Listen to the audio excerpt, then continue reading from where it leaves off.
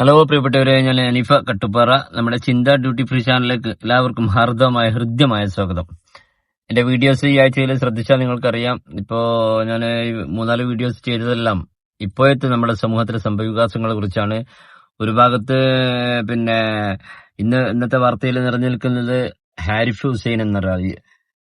ഒരു കാലത്ത് നിസ്കാരം നോമ്പും എല്ലാം ചെയ്തിരുന്ന, മതപഠനം, ഇസ്ലാം പഠനം, മദ്രസ പഠനം ഒക്കെ നടത്തിയിരുന്ന ആള് കേരള യുക്തിവാദി സംഘത്തിലേക്ക് പോയി എന്നല്ല. യുക്തിവാദികൾ പറയുമ്പോൾ ഒരാൾ ഒരു ഇസ്ലാമിനെ മാത്രം ടാർഗറ്റ് ചെയ്ത് എതിർക്കില്ല.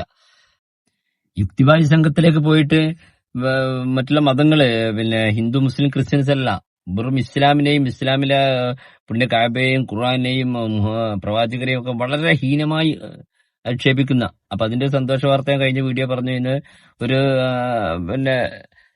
ആരിഫ് ഹുസൈൻ എന്ന മുസ്ലിം നാമധാരിയുടെ കയ്യിൽ ഒരു വിലങ്ങ് വീഴാൻ സാധ്യതയുണ്ട്. അതാണ് മതേതര കേരളം, മതേതര നമ്മുടെ ഇന്ത്യ കാത്തു നിൽക്കുന്നത്. എന്റെ അറിവിലുള്ള ഒരുപാട് സുഹൃത്തുക്കൾ, ഹിന്ദു സുഹൃത്തുക്കളടക്കം പറഞ്ഞു, ഇങ്ങനെ കാര്യം പറയുന്ന ആളുകളെ പുറത്തിടാൻ പാടില്ല.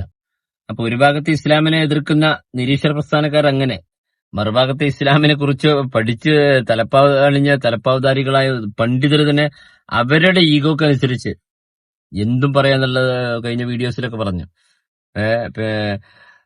ഹുർമത്തും ബർക്കത്തുമുള്ള ജാറങ്ങളെ, അതിൽ മൺമറഞ്ഞു പോയ മഹാരഥന്മാരെ പടച്ചവനാക്കുന്നത്. അപ്പൊ അങ്ങനത്തെ ഒരു ഭാഗത്ത്. മറുഭാഗത്ത് കൊറോണ ടൈമിൽ ഉദയം കൊണ്ട ഒത്തിരി ആത്മീയ സദസ്സുകൾ. അതിനെക്കുറിച്ചാണ് ഞാൻ ഇന്ന് വീഡിയോ ചെയ്യുന്നത്. ഞാൻ എന്റെ വീഡിയോയില് ഫ്രീ ഉള്ളവര് സെർച്ച് ചെയ്തുകൊണ്ട് എന്റെ ഫസ്റ്റത്തെ വീഡിയോ എന്തിനെ കുറിച്ചാണെന്ന് നോക്കുക. എന്റെ ആദ്യത്തെ വീഡിയോ നൂറെ ഹബീബ് എന്ന് പറഞ്ഞുകൊണ്ട് ആത്മീയ സദസ് നടത്തി.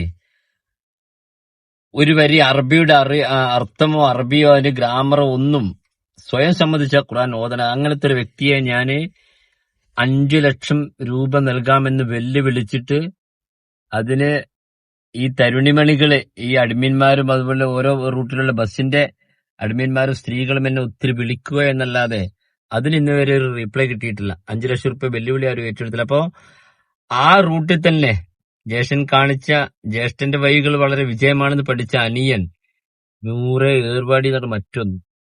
അപ്പൊ ഞാൻ പറഞ്ഞ സമൂഹത്തിൽ നടക്കുന്ന സംഭവവികാസങ്ങളെ കുറിച്ചാണ്. നിരീശ്വര പ്രസ്ഥാനക്കാരി ആരിഫ് ഹുസൈനെ ഒരു അറസ്റ്റ് വാറണ്ട് നമ്മൾ പ്രതീക്ഷിക്കുന്നുണ്ട്. ഇപ്പുറത്ത് തലപ്പാവുധാരികള് ജാറങ്ങളിൽ മൺമറഞ്ഞ മഹാരഥന്മാരെ പടച്ചവനായിക്കൊണ്ട് ഒരു വിഷയം ഇപ്പുറത്ത് പച്ച ഒരു തസ്ബീമാലയോ ഒരു കറുപ്പ് തൊപ്പിയോ കിട്ടിയാൽ ആത്മീയമായിട്ട് ജനങ്ങളെ പറ്റിക്കുന്ന ആത്മീയ ചൂഷണം മറുഭാഗത്ത്. അതിനെ കുറിച്ചാണ് ഞാൻ ഇന്ന് പറയുന്നത്. ഇപ്പോ ജ്യേഷ്ഠന്റെ വഴികൾ വളരെ വിജയിച്ചു എന്ന് കണ്ടപ്പോൾ അനിയൻ നൂറെ ഏർവാടി.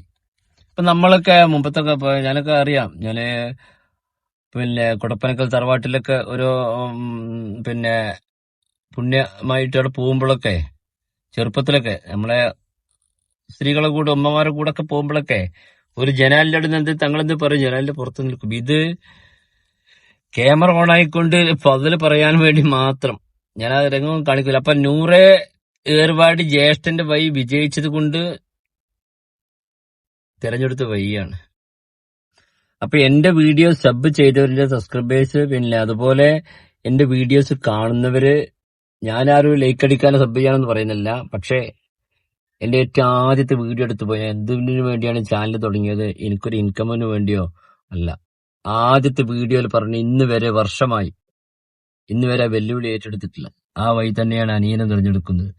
അപ്പൊ എനിക്ക് പറയാനുള്ളത് പ്രവാസികളായ പാവങ്ങളോടാണ്. ഭാര്യമാർക്ക് അയച്ചു കൊടുക്കുന്ന കാശ് ഇതുപോലത്തെ ആത്മീയ സദസ്സുകളിൽ ഫضل പറയുക.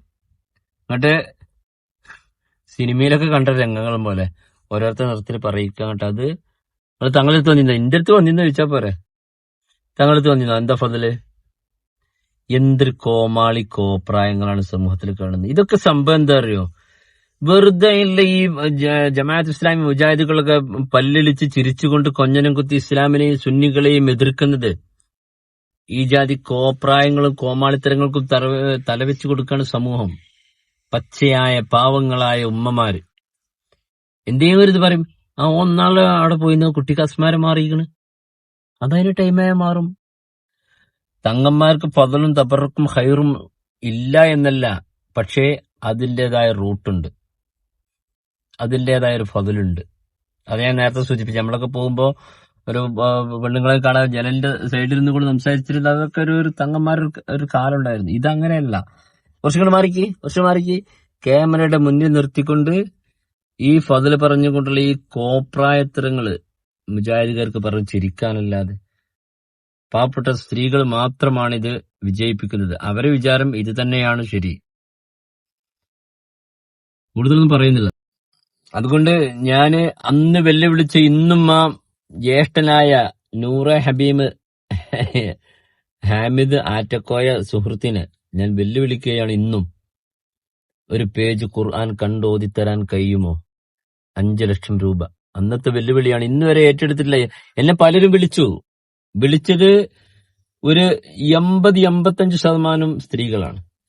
നിങ്ങൾക്ക് എന്താ തങ്ങളോട് ഇത്ര വിരോധം? ഞാൻ പറഞ്ഞു, ഞാൻ തങ്ങൾ ഭയങ്കര അഹ്ലുബൈത്തിന് ഭയങ്കര പ്രേമാണ്. എനിക്ക് അഹ്ലുബൈത്തിനെ കുറിച്ച് നല്ല അറിയുന്നവനാണ്, പഠിച്ചവനാണ്. അഹ്ലുബൈത്ത് നമ്മളെ അനാനിയത്ത് ഒരു അറബിയില് സ്വയം പൊക്കിപ്പറ, നമ്മളല്ലേ നമ്മളെ ഫضലിങ്ങനെ പറയാ ക്യാമറ നിർത്തിക്കാണ്ട്. നൂറെ ഹബീബ് അവരുദ്ദേശിക്കലും വിജയിച്ചു. വമ്പം കയ്യെത്തുന്നതിലേറെ അത്രയും ഉയർന്നപ്പോൾ അതിന്റെ ബാക്കിലാണ് ഫണ്ട് വരാൻ തുടങ്ങിയ, മാലയും സ്വർണങ്ങളും വരാൻ തുടങ്ങിയപ്പോഴാണ് തിമ്മക്കാരുടെ കാര്യം, ഇപ്പത്തെ കോളേജിന്റെ കാര്യം, അതിനൊക്കെ ആദ്യം ചെയ്ത് അത് കൊടിമരവും കിണറും ഫണ്ട് സ്വരൂപനാണ്. അതേ റൂട്ടിൽ തന്നെയാണ് ഇനി അനിയന്റെയും പോക്ക്. കൊടിമരങ്ങളും ഫضല് പറച്ചിലും, ഓരോ ഫضല് പറഞ്ഞിട്ട് അത് റീലായി വിടുക. എന്തിന്? എന്ത് അഹ്ലുബൈത്ത്, എന്ത് തങ്ങള്, റബ്ബേ എന്താ പറയാ. ഇതൊക്കെ ഞാൻ നേരത്തെ പറഞ്ഞ പോലെ മുജാഹിദുകൾക്ക് പല്ലിടിച്ച് ചിരിക്കാൻ നമ്മുടെ സുന്നികളെ കോപ്രായങ്ങള്. അപ്പൊ ഞാൻ കൂടുതലായിട്ടൊന്നും പറയുന്നില്ല.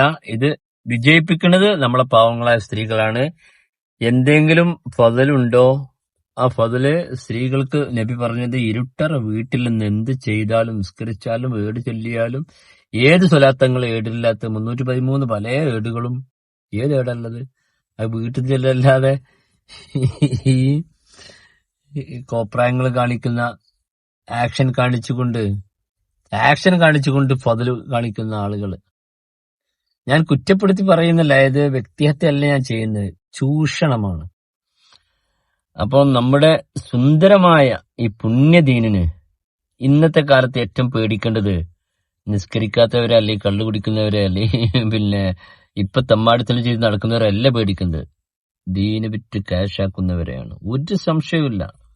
ഞാൻ നേരത്തെ പറഞ്ഞ പോലെ തലപ്പാവധാരികളായ ഒരു കൂട്ടര് ദീനിനെ സ്റ്റേജിൽ എന്ത് പറഞ്ഞുകൊണ്ട് ദീനെ വിമർശിക്കുന്ന ഒരു കൂട്ടര്, ആത്മീയമായിട്ട് കയ്യിൽ മാലയിട്ട് ചൂഷണം ചെയ്ത് ദീന് വിൽക്കുന്ന മറുഭാഗം മറ്റൊരു കൂട്ടര്, ദീനിൽ നിന്ന് പുറത്തു പോയിട്ട് നിരീശ്വരവാദം എന്ന് പറഞ്ഞുകൊണ്ട് ദീനിനെ പച്ചക്ക് തിന്നുന്ന മറ്റൊരു കൂട്ടർ.